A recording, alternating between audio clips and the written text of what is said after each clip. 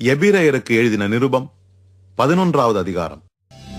மோசே பிறந்தபோது அவனுடைய தாய் தகப்பன்மார் அவனை அழகுள்ள பிள்ளை என்று கண்டு விசுவாசத்தினாலே ராஜாவினுடைய கட்டளைக்கு பயப்படாமல் அவனை 3 மாதம் ஒளித்து வைத்தார்கள். விசுவாசத்தினாலே மோசே தான் பெரியவனான போது பார்வோனுடைய குமாரத்தியின் மகன் என்னப்படுவதை வெறுத்து அனித்தியமான பாவ சந்தோஷங்களை அனுபவிப்பதை பார்க்கிலும் தேவனுடைய ஜனங்களோடே துன்பத்தை அனுபவிப்பதையே தெரிந்து கொண்டு இனிவரும் பலன் மேல் நோக்கமாயிருந்து எகிப்தில் உள்ள பொக்கிஷங்களிலும் கிறிஸ்துவ நிமித்தம் வரும் நிந்தையை அதிக பாக்கியம் என்று எண்ணினான். விசுவாசத்தினாலே அவன் அதரிசனமானவரை தரிசிக்கிறது போல உறுதியாயிருந்து ராஜாவின் கோபத்துக்கு பயப்படாமல் எகிப்தை விட்டு போனான். அப்போஸ்தலர் 7ஆம் அதிகாரம். அவன் வெளியே போட்டுவிடப்பட்ட போது பார்வோனுடைய குமாரத்தி அவனை எடுத்து தனக்கு பிள்ளையாக வளர்த்தாள். மோசே எகிப்தியருடைய சகல சாஸ்திரங்களிலும் கற்பிக்கப்பட்டு வாக்கிலும் செய்கையிலும் வல்லவனானான். அவனுக்கு 40 வயதான போது இஸ்ரவேல் புத்திரராகிய தன்னுடைய சகோதரரை கண்டு சந்திக்கும்படி அவனுடைய இருதயத்தில் எண்ணம் உண்டாயிற்று. அப்பொழுது அவர்களில் ஒருவன் அநியாயமாய் நடத்தப்படுகிறதை அவன் கண்டு அவனுக்கு துணை நின்று எகிப்தியனை வெட்டி துன்பப்பட்டவனுக்கு நியாயம் செய்தான். தன்னுடைய கையினாலே தேவன் தங்களுக்கு ரட்சிப்பை தருவார் என்பதை தன்னுடைய சகோதரர் அறிந்து கொள்வார்கள் என்று அவன் நினைத்தான். அவர்களோ அதை அறியவில்லை. மறுநாளிலே சண்டை பண்ணி கொண்டிருக்கிற 2 பேருக்கு அவன் எதிர்பட்டு, மனுஷரே, நீங்கள் சகோதரராயிருக்கிறீர்கள், ஒருவருக்கொருவர் அநியாயம் செய்கிறது என்ன என்று அவர்களை சமாதானப்படுத்தும்படி பேசினான். பிறனுக்கு அநியாயம் செய்தவன் அவனை பிடித்து தள்ளி, எங்கள் மேல் அதிகாரியாகவும் நியாயாதிபதியாகவும் உன்னை ஏற்படுத்தினவன் யார்? நேற்று நீ அந்த எகிப்தியனை கொன்றது போல என்னையும் கொண்டு போட மனதாயிருக்கிறாயோ என்றான். பிரியமானவர்களே, எபிரேயர் நிருபத்தின் 11ஆம் அதிகாரத்தின் விசுவாச வீரர்களை நாம் நுணுக்கமாக படித்துக் கொண்டு வருகிறோம். பல நேரங்களிலே நாம் விசுவாசி என்று நம்மை நாமே சொல்லிக் கொள்ளுகிறோம்.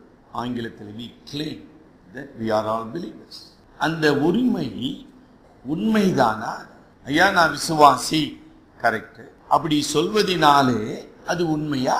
என்ன சார் அப்படி சொல்லிட்டீங்க? சார், எங்க அப்பா அம்மாலாம் இந்த சபை சார். ஓஹோ, அப்பா அம்மாலாம் இந்த சபைங்களா? ஆகியனால நீ விசுவாசியா? இல்லை. சரி சார், இப்ப நான் ஞானஸ்தானம் எடுத்தேன். ஓஹோ, ஞானஸ்தானம் எடுத்துக்கிறியா தம்பி? ரொம்ப சந்தோஷம். ஆகியனாலே நான் விசுவாசி. அப்படியா? சந்தேகத்துக்குரியது. சார் இப்படி சொல்றீங்க? முதலே சொல்லிதான் வேற சபையில போய் ஞானஸ்தானம் எடுத்திருப்பேன். எபிரேயர் நிருபத்தை நீங்கள் ஒழுங்காக படித்துக் கொண்டு வருவீர்கள். 6ஆம் அதிகாரத்திலே சொன்னார், ஒரு தரம் பிரகாசிக்கப்பட்டு பரிசுத்த ஆவியின் நன்மைகளை ருசித்தவர்கள் விசுவாசத்தை மறுதலித்து துரோகிகளாக போனார்கள். என்னுடைய பதில் சரியான பதில் தானே? சார், நான் ஞானஸ்தானம் எடுத்திருக்கிறேன். அப்படியா தம்பி? அப்ப நான் விசுவாசி இல்லையா? அது சந்தேகத்துக்கு உரியது. It is doubtful. அவர் என்ன சார் சொல்றீங்க? அப்ப எப்படிதான் நான் விசுவாசி? அந்த கேள்விக்கு தான் எபிரேயர் 11ஆம் அதிகாரம் பதில் சொல்லிக் கொண்டு விசுவாசத்தின் முன்னோடிகளாகிய ஆபேல், ஏனோக்கு, நோவா, ஆபிரகாம், ஈசாக், யாக்கோபு, யோசேப்பு, மோசே, இவர்களுடைய பண்புகள், கிரியைகள் உன்னிலே இருக்குதா? நீ என்ன சொல்ற? சந்தேகம் தான் சார். அதுதான் நானும் சொல்றேன். ஆபிரகாம் ஒரு 21 வயசு வாலிபனை பிடிச்சி கட்டி பலிபீடத்துல வைக்கிறாரு. எப்படி தம்பி, உன்னை வச்சிருந்தா நீ பொறுமையா இருந்திருப்பியா? சந்தேகம் தான் சாருன்னு சொல்ற இல்ல? உங்களுடைய விசுவாசம் நிரூபிக்கப்படவில்லை என்றால் அது எப்பொழுதுமே சந்தேகத்துக்கு உரியது. ரொம்ப கவனத்தோடு உன்னிப்பாக கவனிக்க வேண்டும். யோவான் 6ஆம் அதிகாரம், சரிங்களா? அங்கு ஒரு நிகழ்ச்சியை நம்ம பார்க்கிறோம். ஆண்டவராகிய இயேசு கிறிஸ்து கடினமான உபதேசத்தை அவர்களுக்கு சொன்னார். என்ன கடினமான உபதேசம்? என் மாம்சத்தை புசித்து என் இரத்தத்தை பானம் பண்ணுகிறவன் என்னிலே நிலைத்திருக்கிறான், நானும் அவனிலே நிலைத்திருக்கிறேன். 56ஆம் வசனம். இதை கேட்டுக்கொண்டிருந்த யூத மத தலைவர்கள், ஆசாரியர்கள், அவங்க விசுவாசிகள் அல்ல, அவர்கள் இடரல் அடைந்தார்கள். ஆனால் பல சீஷர்கள் அதை கேட்டுக்கொண்டிருந்தார்கள். என்னமா கேட்டுக்கொண்டிருந்தார்கள்? என் மாம்சத்தை புசித்து என் இரத்தத்தை பானம் பண்ணுகிறவன் என்னிலே நிலைத்திரு. 61ஆம் வசனம் படிங்க.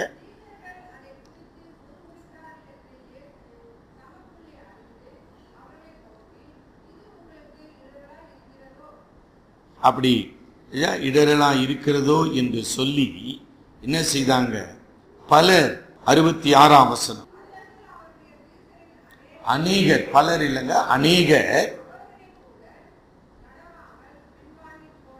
அவ்வளவுதாங்க. நான் சொன்னதுல தப்பு இல்லையா? நான் விசுவாசிக்கிறேன் சார். அப்படியா தம்பி? சந்தேகம் தான். அப்படி நான் சொன்னதுல எந்த தப்பு இல்லையா? நீ பின்வாங்கி போக மாட்டேன்னு ஐ ஹேவ் நோ கேரண்டி. ஆவியானவர் தான் உனக்கு சாட்சி கொடுக்கணும். நான் போதகர் சாட்சி கொடுக்க முடியாது. இன்னைக்கு விசுவாசத்துல இருக்கலாம், ஆனா முடிவு பரியந்தம் நிலைத்திருப்பவனே ரட்சிக்கப்படுவான். இதெல்லாம் புரிஞ்சுக்கணும். இதுக்கு சார் இதெல்லாம் பிரசங்கம் பண்றீங்க? இதுக்குதான் பண்றோம். நம்முடைய விசுவாசம் சரியானதா? நம்முடைய விசுவாசம் வேதபூர்வமானதா? நம்முடைய விசுவாசம் பரிசுத்த ஆவியினால் வளர்க்கப்படுகிறதா? Is it growing? வளருகிறதா? என்னுடைய விசுவாசம் உண்மையிலேயே சூழ்நிலைகளையோ இந்த உலகத்தின் காரியங்களையோ சார்ந்திராமல் கிறிஸ்துவை மட்டும், விசுவாசத்தை துவக்குகிறவரும் முடிக்கிறவருமாகிய இயேசுவை மட்டும் சார்ந்திருக்கிறது என்று உங்களுக்கே தெரியுமா? ஏன்னா அப்படிப்பட்ட சூழ்நிலைகள் நம்முடைய வாழ்க்கையில வரலனாமா அதை நீங்க சொல்ல முடியாது. You cannot prove that. சரிங்களா?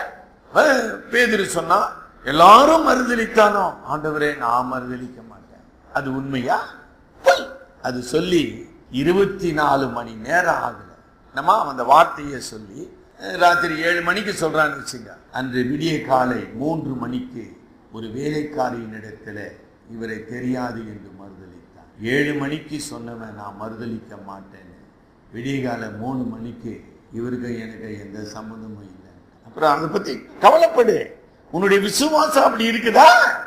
அதுக்குதான் இதை படிக்கிறோம். என்னுடைய விசுவாசம் எத்தன்மை உள்ளது? அந்த விசுவாசம் புடமிடப்பட்டதா? விசுவாசம் வேதத்தை மையமாக கொண்டிருக்கிறதா? சரிங்களா? நீங்க கிறிஸ்து பிறப்பை விசுவாசிக்கிறீர்களா? அதற்கு சான்றுகள் இருக்குதா? சும்மா வாயில சொன்னா போதுமா சார்? இல்லைங்களா? சாஸ்திரிகள் என்ன செய்தார்கள்? மீட்பர்கள் என்ன செய்தார்கள்? கிறிஸ்து பிறப்பதற்கு மரியாள் என்ன தியாகம் செய்தாள்? மரியாளை ஏற்றுக்கொள்வதற்கு யோசேப்பு என்ன தியாகம் செய்தார்? இதெல்லாம் உங்ககிட்ட இருக்குதா? சும்மா நான் விசுவாசிக்கிறேன் சார், நான் என்ன விசுவாசிக்கிறேன், இது அப்படி இல்லைங்க. அது இந்த கருமையானவர்களே, ஒருவேளை இன்றைக்கும் அடுத்த தியானத்திலும் பழைய ஏற்பாட்டின் தலை சிறந்த மனிதனாகிய மோசேயை குறித்து நாம் படிக்க போகிறோம். The greatest man of the old testament அப்படின்னு நான் சொல்லலைங்க, இயேசு சொல்லுகிறார். மோசே பார்த்தீங்கன்னா மிகப்பெரிய மனிதன். அவனுடைய விசுவாசம் எப்படிப்பட்டது என்பதை இன்றைக்கு நம்ம படிக்கிறோம். அதற்கு பின்னணியாக தான் அப்போஸ்தலர் 7ஆம் அதிகாரத்தில் 21 முதல் 28 வசனங்களிலே முதலாம் இரத்த சாட்சி ஆகிய ஸ்தேவானுடைய வாக்கின் மூலமாக மோசேயின் வாழ்க்கையை நாம் படித்தோம். சரிங்களா? ஆக இந்த தியானத்துக்கு நாம் கொடுக்கக்கூடிய ஒரு தலைப்பு, மறுபடியும் நான் சொல்றேன், வாலிப மக்களை நான் மையப்படுத்தி பேசிக்கொண்டிருக்கிறேன். அங்க வசனம் என்ன சொல்லுது? 25ஆம் வசனம் படிங்க.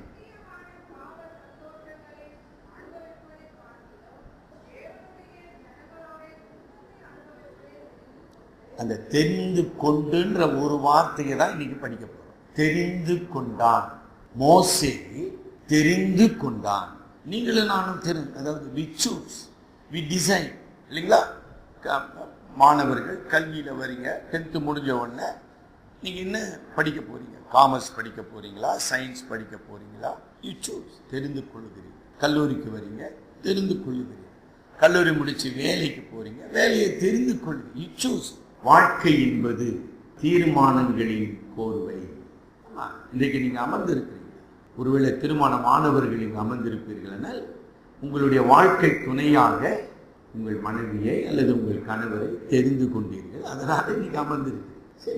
we always make the choosing, தெரிந்து கொள்ளுகிறோம். அப்ப எபிரேய ஆசிரியர் என்ன சொல்லுகிறார்? மோசே ஒரு மகத்துவமான தீர்க்கதரிசி, greatest of the prophets அப்படின்னு வேதம் சொல்லுது. மோசே தேவனால் பயன்படுத்தப்பட்ட ஒரு ஒப்பற்ற மனிதன். எப்படி சாரமா ஆனா அப்படின்னு ஒரு நல்ல கேள்விதானே தம்பி. ஏன் நீங்க அப்படி கேட்க மாட்டேன்றீங்க? டிஎல் மூடி அவர்கள் நியூயார்க் பட்டணத்தின் ஒரு கேங்ஸ்டருடைய தலைவர். அவர் ரட்சிக்கப்படுகிறார். அவருடைய ஜெபம் என்ன தெரியுமா? சொல்றேன். ஆண்டவரே, உம்மால் பயன்படுத்தப்படுகிற வல்லமையுள்ள மனிதனை நான் காண வேண்டும். நம்ம ஏதாச்சும் அப்படி ஜெபம் பண்றோமா?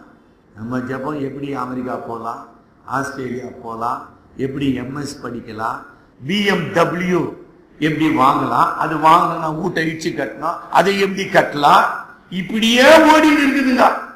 இதுக்கு பேர் விசுவாசம். அதை நான் நம்பணும்ன்றீங்க. நீங்க எதுக்கு நான் நம்பணுங்க? நான் நம்புறதுனால ஒரு பிரயோஜனமும் கிடையாது. புரியுதா? ஆண்டவரே, உம்மால் வல்லமையாக பயன்படுத்தப்படுகிற மனிதனை நான் பார்க்க வேண்டும். கடவுள் சொன்ன பதில் டுவைட் எல் மூடி. நீ தான் அந்த மனிதன். கடவுள், யூ ஆர் த மேன். உன்னை நான் பயன்படுத்த போகிறேன். அப்படி யோசனை பண்ண. நாம் இந்த உலகத்துக்காக உருவாக்கப்பட்டவர்கள் அல்ல. இந்த உலகத்தின் சிற்றின்பங்கள், பாவ சந்தோஷங்கள்னு படிச்சாங்க 25. இந்த அழிந்து போகிற பாவ சந்தோஷங்களை அனுபவிக்க பிறந்தவர்கள் அல்ல. தேவ ஜனங்களோடு துன்பத்தை அனுபவிக்க தேவன் என்னை தெரிந்து கொண்டிருக்கிறார். அதான்பா ரொம்ப முக்கியம். அதுதான்பா உடன்படிக்கையின் சத்தியம். What is covenant? The very God became the poorest of the man. யோசனை பண்ணுப்பா, யோசனை பண்ணு. நான் இப்ப கேட்கிறேன், உங்க பிறப்பு எங்க சார் பிறந்தீங்க? மாட்டு தொழுவுன்னு யாராச்சும் இங்க ஒருத்தர் ஏஞ்சி நின்று சொல்லுங்க. ஒருத்தர் ஏஞ்சி நின்று சொல்லுங்க, சார் நான் மாட்டு தொழுவத்துல பிறந்தேன்னு. பிறந்தீங்களா? என்ன பேசியிருக்கிறோம்? மகிமையின் தேவனானவர் ஏழ்மையின் கோலம் எடுத்தார். இதெல்லாம் ஒன்றும் புரியலையா? அதுக்குதான் சொன்னேன், நீ கிறிஸ்துமஸ் நம்புறேன்னு சொல்ற, நீ நம்பவில்லை. You don't believe Christ, neither the birth of Christ. சும்மா நாடகம் நாட்சிருக்கிறேன். You have to prove yourself. எல்லாமே கஷ்டங்க. கரெக்டுங்களா? அப்ப மோசே தெரிந்து கொண்டான். அப்ப என்ன சொல்லணும்? எப்படி தெரிந்து கொண்டான்? ஏன் தெரிந்து கொண்டான்? எந்த சூழ்நிலையிலே தெரிந்து கொண்டான்? இதெல்லாம் புரியணும் இல்லைங்களா? அப்ப மோசேயை குறித்து, எகிப்திலே மோசேயின் வாழ்க்கையை குறித்து சிலவற்றை நாம் அறிந்திருந்தால்தான் அவன் எப்படி தெரிந்து கொண்டான் என்பதை புரிந்து கொள்ள முடியும் இல்லையாமா? எகிப்திய நாகரிகம் உலகின் மிக பழைய நாகரிகம். The oldest civilization of the world. புரிஞ்சிச்சா? மோசே வாழ்ந்த காலத்தில் எகிப்து உலகின் நம்பர் 1 வல்லரசு. உலகத்தின் முதல் வல்லரசாக எகிப்து பார்வோன் இருந்தது. அப்படின்னா ஏதாச்சும் புரியுதுங்களா? You understand? இன்னைக்கு அமெரிக்காவை சொல்றோம், உலகின் முதல் வல்லரசு அமெரிக்க ஐக்கிய நாடு அப்படின்னு சொல்றோம் இல்லையா?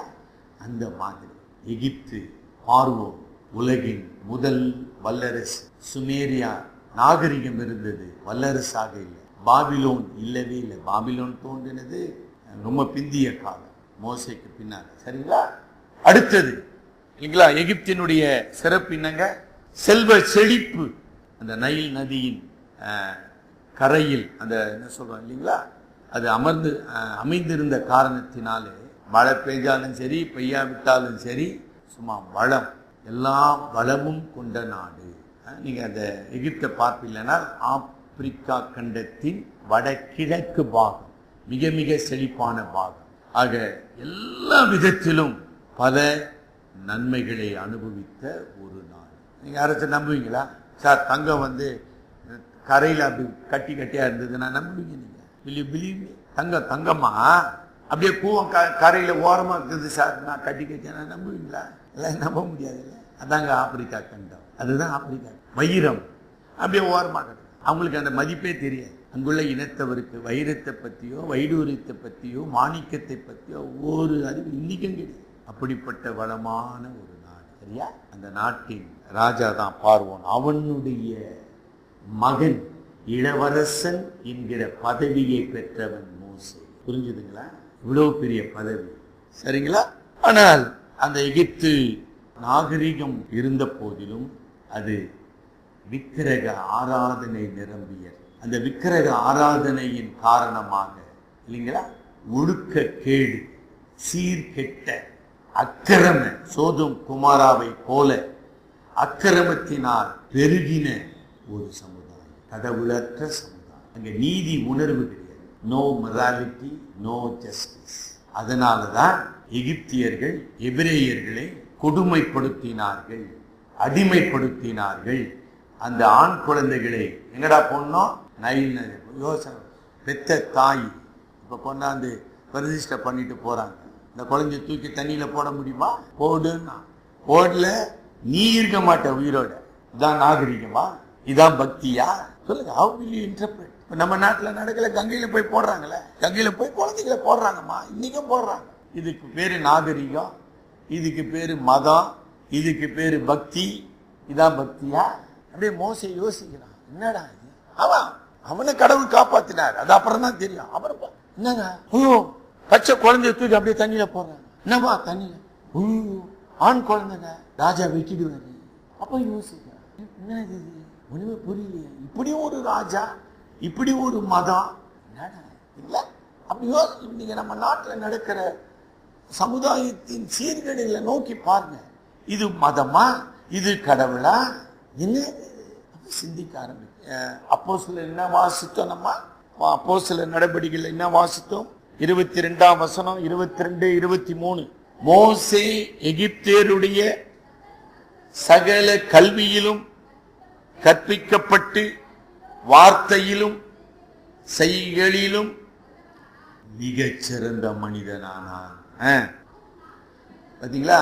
அவன் சின்ன பிள்ளை இல்ல. 40 வயது என்பது முதிர்ச்சியின் அடையாளம் இல்லையா? 40 வயது ஆன போது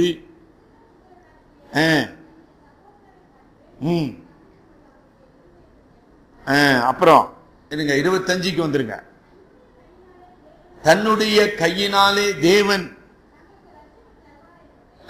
இஸ்ரவேலருக்கு ரட்சிப்பை தருவார் என்பதை தன்னுடைய சகோதரர் அறிந்து கொள்வார்கள் என்று நினைத்தான். பாத்தீங்களா? அந்த சம்பவம் புரிஞ்சுக்கணும், முயற்சி செய். தெரிந்து கொண்டான். எதை தெரிந்து கொண்டான்? ஏன் தெரிந்து கொண்டான்? சரிங்களாமா? ஆக ஒரு இளவரசன் என்கிற அந்தஸ்து, சிறந்த கல்வி, அதிகாரம், சுகபோகமான வாழ்க்கை. அவன் பார்வோனிடத்திலே தொடர்ந்து இருப்பானால் அடுத்த பார்வோனாக வரக்கூடிய வாய்ப்பு, எதிர்காலம், புகழ், மேன்மை, இவை அனைத்தும் அவனுக்கு முன் நிறுத்தப்படுகிறது. அதை தான் இங்க சொல்லுகிறார் இல்லைங்களா?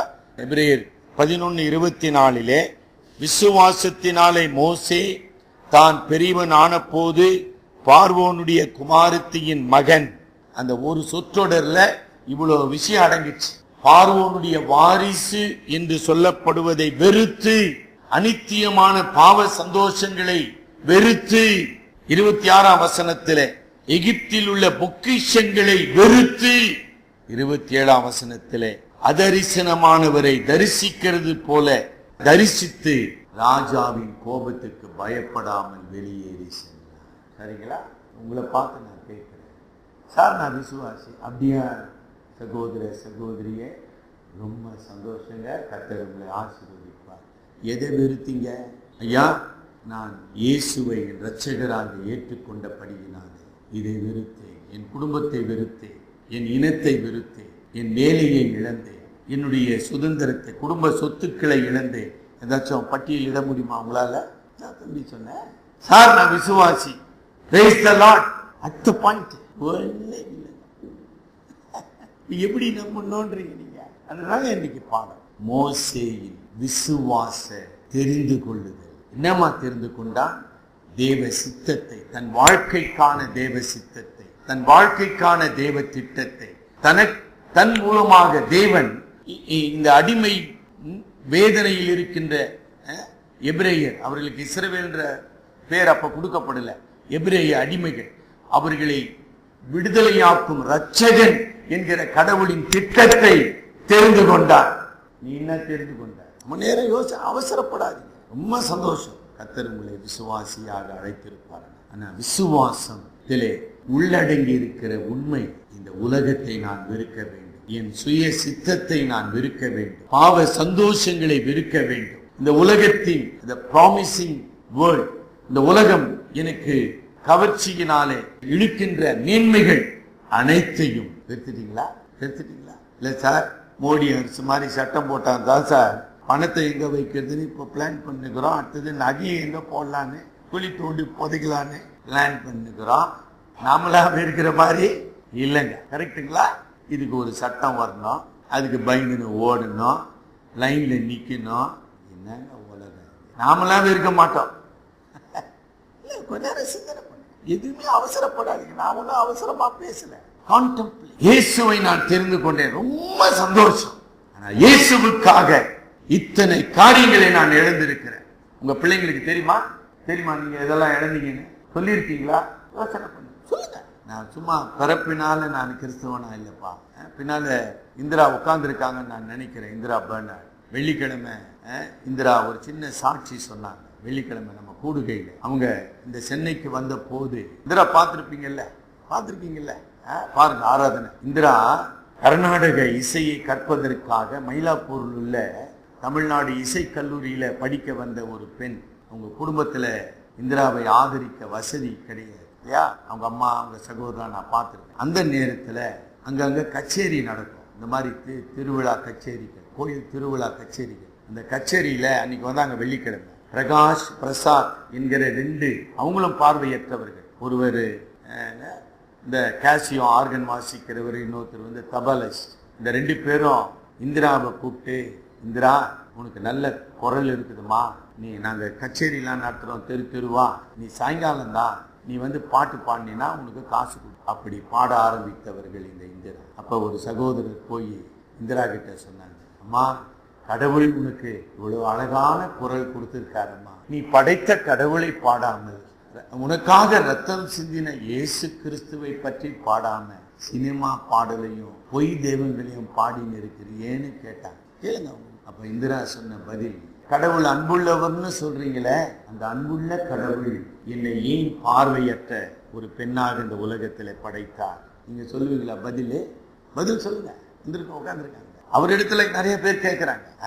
மும்பை பகுதியில ஊழியர் செய்றாங்க. ஐயா இயேசு அன்புள்ளவர். ஓ அப்படிங்களா? இயேசு வல்லமை உள்ளவர். ஓஹோ ரொம்ப சந்தோஷம்.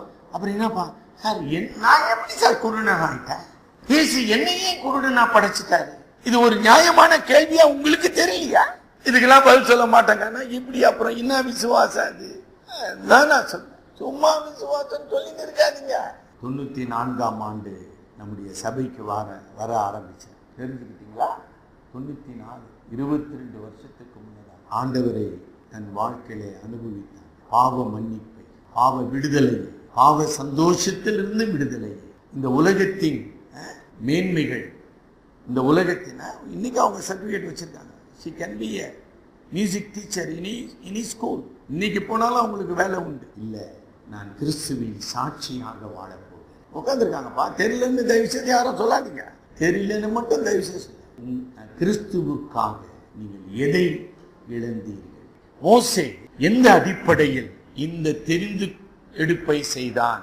உங்களுக்கு பதில் கிடைக்குதான் பாருங்க. பார்வோன், எகிப்தின் சுகபோகம், ஆட்சி அதிகாரம், எல்லையில்லாத இந்த உலக பிரகாரமான இன்பம் இல்லையா, unlimited enjoyment of this world, அனைத்தையும் தள்ளிவிட்டு கிறிஸ்துவை தெரிந்து கொண்டான். கிறிஸ்துவின் ஜனங்களோடு பாடுபடுவதை தெரிந்து கொண்டான். எப்படி, ஏன்? நல்ல கேள்வி. சரிங்களா? ரொம்ப நேரம் யோசனை பண்ண. இன்னைக்கு நீங்களும் தெரிந்து கொண்டு, ஆக தெரிந்து கொள்ளுதல் என்பதுமா நம்முடைய மனம், the mind, it is an act of mind and will. நம்முடைய மனம், நம்முடைய சித்தம், தன்னுடைய செயல்பாடுதான் தெரிந்து கொள்ளுதல். இப்ப நம்ம எப்படி, எந்த அடிப்படையில் தெரிந்து கொள்ளுகிறோம்? நம்முடைய அறிவின் அடிப்படையில். இப்பதான் படிச்சோம், மோசே கல்வி அறிவு பெற்றவனாயிருந்தான். நம்ம கணக்கு போடுறோம், எதிர்காலத்துல நான் இப்படி இருக்கணும், எதிர்காலத்துல நான் அப்படி இருக்கணும். அப்ப மோசேக்கு அதெல்லாம் தெரியாதா? மோசே எப்படி பார்வோன் ஆகணும்னு அவனுக்கு திட்டம் போட தெரியாதா? உங்களுக்கு தான் தெரியுமா? ஏன் அந்த திட்டத்தை அவன் ஏற்றுக்கொள்ளவில்லை? ஏன் விரும்பவில்லை? அது அல்ல உண்மை. அப்பா, இந்த மேன்மை இருக்கலாம், இந்த அதிகாரம் இருக்கலாம். ஆனா இந்த மேன்மையும் அதிகாரமும் என்னை கடவுளுடைய பிள்ளையாக வாழ செய்யவில்லை என்றார். கடவுளுடைய சித்தத்தை செய்கிற மனிதனாக இந்த உலகத்துல நான் வாழவில்லை என்றார். அனைத்தும் வீண் அப்படின்றது உங்களுக்கு புரிஞ்சிச்சா? நம்ம நேரம் யோசனை பண்ணுங்க. வாலிபருக்கு பெரிய பிரச்சனை. நீங்க யார்கிட்ட பேசுறீங்க, என்ன ஆலோசனை கேட்குறீங்க எனக்கு தெரியாது. So you strive. எப்போதுமே எப்படி பணம் சம்பாதிக்கலாம், எப்படி பெரிய ஆள் ஆகலாம், எப்படி இதை அனுபவிக்கலாம், இதுவே சிந்தனை. இதுவா சிந்தனை? அது எப்படி ஒரு பசுத்த சிந்தனையாக இருக்க முடியும்? அது அக்கிரம சிந்தனை. அது எப்படி தேவனுக்கு பிரியமான சிந்தனையா இருக்க முடியும்? அது தேவனுக்கு விரோதமான சிந்தனை. சரிங்களா? ஆக மோசே பரிசுத்த ஆவியானவர். ரெண்டு வசனம் படிப்போமா? நம்முடைய சிந்தைகள் எல்லாம் 2 கொரிந்தியர் 4ஆம் வசனமா? இந்த உலகத்தின் அதிபதியானவன் தேவனுடைய சாயலாய் இருக்கிற கிறிஸ்துவின் மகிமையான சுவிசேஷத்தை ஒளி அவிசுவாசிகளாகிய அவர்களுக்குள்ளே பிரகாசமாய் இராத படிக்கு இப்பிரபஞ்சத்தின் தேவனானவன் எல்லாருடைய மனதை குருடாக்கினார். அந்த குருட்டு நிலையில் இருந்து மோசே எப்படி விடுதலையானார்? அதான் கேள்வி. எல்லாரும் அப்படிதான் இருக்கிறோம், மோசே மட்டும் இல்ல. அப்ப என்ன நடந்தது? 1 கொரிந்தியர் 2:10. 1 கொரிந்தியர் 2:10 படி. புரிஞ்சுதுங்களா? நமக்கோ, ரட்சிக்கப்பட்ட நமக்கோ தேவன் அவைகளை தமது ஆவியினாலே வெளிப்படுத்தினார். படிங்க. அந்த ஆவியானவர் எல்லாவற்றையும், தேவனுடைய ஆழங்களையும், இந்த ஆவியானவர் தான் மோசேக்கு தன்னை வெளிப்படுத்தினார். நல்லா கவனிக்கணும். மோசே முட்செடியிலே பற்றி இருக்கிற முட்செடியை சந்தித்தது 80வது வயசு. 80 ரொம்ப கவனமா படிக்கணும் பைபிள். ஆனா இப்ப நம்ம எதை படிச்சோம்? அப்போஸ்தலர் 7ஆம் அதிகாரத்துல மோசேக்கு வயது 40 வயதுல தேவனை தெரிந்து கொண்டார். அவனுக்கு ஒண்ணு முச்செடி தரிசனம் கொடுக்கல. தப்பா படிக்காதீங்க பைபிள, ரொம்ப கவனமா படிங்க. விளங்குச்சுங்களா? அவன் முழு சுதந்திரத்துல, முழு சுகபோகத்துல வாழ்ந்து கொண்டிருக்கிற ஒரு மனிதன் எப்படி கிறிஸ்துவை தெரிந்து கொண்டான்? எப்படி பாடுகளை தெரிந்து கொண்டான்? எப்படி இந்த மக்களுக்கு ரட்சிப்பு தேவை நானே தேவனால் தெரிந்து கொள்ள யோசிக்கிறான். இத்தனை ஆண் குழந்தைகள் நதியிலே செத்து கொண்டு இருக்கிறது. கடவுள் ஏன் என்னை காப்பாற்றினார்? ஏன் அவங்க அம்மா சொல்லியிருப்பாங்கல்ல, மோசே அற்புதமா கடவுள் உன்னை காப்பாற்றினார்ப்பா. அதனால்தான் முன்னால எபிரேயர்ல மோசேயின் பெற்றோர் விசுவாசத்தினாலே அவனை 3 மாதங்கள் பாதுகாத்தார்கள். அவன் வெளியில் விடப்பட்ட போது பார்வோனுடைய குமாரத்தியை ஆண்டவர் கொண்டு வந்து பார்வோனுடைய குமாரத்தியின் புத்திரனாக கடவுள் மோசேயை மாற்றினார். So God has a plan. என்னை கேட்டுக்கொண்டு இருக்கிற சகோதரி சகோதரி, கடவுள் உன் வாழ்க்கையில செயல்படுகிறதை நீ புரிந்திருக்கிறாயா? கடவுள் ஏன் உன்னை பிறக்க செய்தார்? ஏன் உன்னை ரட்சித்தார்? ஏன் உனக்கு அருள் வரங்களை தந்திருக்கிறார்? நான் அவருடைய சித்தத்தை செய்ய வேண்டும். சரிங்களா? ஒரு கருத்தை சொல்லி நம்ம முடிச்சிருவோம். இப்படி கிறிஸ்துவுக்காக அவன் தன்னை ஒப்பு கொடுத்து கிறிஸ்துவை பின்பற்றுவேன் அல்லது தேவனுடைய சித்தத்தை செய்வேன் என்று தெரிந்து கொண்டதினாலே அவனுக்கு வந்த கஷ்டங்கள் என்ன, பாடுகள் என்ன? இப்பதானே படிச்சோம். எகிப்தியராலே பகைக்கப்படுகிறார். எகிப்தியரால் பார்வோன் உட்பட மோசையை கொள்வதற்கு பார்வோன் திட்டமிடுகிறார். ஏன்னா அவன் அவங்க ஜாதி கிடையாது. புரிஞ்சுதுங்களா? மோசே தன்னை அடிமைகளில் ஒருவனாக இணைத்துக் கொண்டான். He identified himself with the slaves. அப்ப இவன் அடிமை, இவன் எபிரேயன், இவன் எப்படி எகிப்தை ஆள முடியும்? வெற்றான். இது ரொம்ப சின்ன விஷயமா? அதனால்தான் அவன் ஓடி போனான். நம்ம வாசிக்கிறோம். சரிங்க, அது இருக்கு. அடுத்தது சொந்த ஜனங்கள். நம்ம அப்போஸ்தலர்ல படிச்சோம். உன்னை யார் எங்களுக்கு அதிகாரியா ஆக்கினவர் கேட்டாங்களா? உன்னுடைய சொந்த ஜனங்கள் அவனை ஏற்றுக்கொள்ளவில்லை. பின்னால நீங்க படிப்பீங்கன்னா மோசையை கல்லெறிந்து கொள்வதற்காக இஸ்ரவேல் மக்கள் வருகிறார்கள்.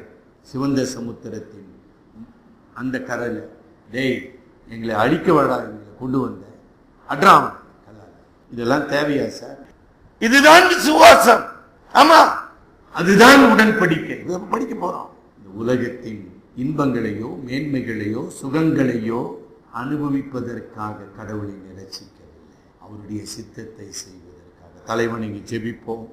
மெய்யாகவே தேவன் என்னை ரட்சித்திருப்பாரானால், தேவனுடைய அன்பை, இயேசு கிறிஸ்துவிலே வெளிப்படுத்தப்பட்ட சிலுவையின் அன்பை நான் அறிந்திருப்பேனானால், நான் கிறிஸ்துவோடு நான் உடன்படிக்கை செய்தவர். ஆண்டவரே, நான் உமக்கு சொந்தம், என் ஜீவன் உமக்கு சொந்தம், என் சரீரம் உமக்கு சொந்தம், என் வாழ்வு அனைத்தும் உமக்கு சொந்தம் ஆண்டவரே என்று நாம் அர்ப்பணித்திருக்கிறோமா? அப்படி இருக்குமானால் அந்த விசுவாசத்துக்காக பாடுபட, துன்பத்தை அனுபவிக்க நான் ஆயத்தமாக இருக்கிறேன். நிந்தைகள், அவமானங்கள், குடும்பத்தாலும் சமுதாயத்தாலும் ஒதுக்கப்படுதல் எல்லாம் நடக்கும். என்னை அழைத்தவர் உண்மையுள்ளவர். மோசே, நான் உன்னோடு கூட இருக்கிறேன். மோசே, ஒருவனும் உன்னை மேற்கொள்ள முடியாது. எனக்கு அன்பான சகோதர சகோதரிகளே, உங்களுடைய விசுவாசத்தின் சான்றுகளே, கிறிஸ்துவுக்காக பாடுபடும் போது நாம் வெட்கப்பட வேண்டிய அவசியம் இல்லை, சஞ்சலப்பட வேண்டிய அவசியம் இல்லை, சந்தோஷப்பட வேண்டும். கிறிஸ்துவுக்காக பாடுபட என்னை பாத்திரவானாக தேவன் தெரிந்து கொண்டார். ஆண்டவரே, நான் உம்மை துதிக்கிறேன். நான் வாழும் குடும்பத்தில், சமுதாயத்தில் அப்படிப்பட்ட ஒரு பாத்திரமாக என்னை வைத்துக் கொள். கிருபையுள்ள இரட்சகரே, அன்பின் ஆண்டவரே, எங்களை நாங்களே ஆராய்ந்து பார்த்து உமக்கு முன்பாக எங்களை தாழ்த்த எங்களுக்கு உதவி செய். இந்த உலகத்தின் கவர்ச்சி, இந்த உலகத்தின் இச்சைகள், இந்த உலகத்தின் மேன்மைகள் அனைத்தும் அழிந்து போகும் என்பதை அறிக்கை செய்ய எங்களுக்கு விசுவாசம் தான். கிறிஸ்துவாகிய நீரே எங்கள் வாழ்வு, எங்கள் ஜீவன், நீரே எங்கள் பரிபூரண ஆனந்தம் என்பதை அனுபவித்தவர்களாக உம்மை தொழுது கொள்ள உதவி செய். எங்கள் அருமை இரட்சகர் மூலம் ஜெபிக்கிறோம் பிதாவே. ஆமேன்.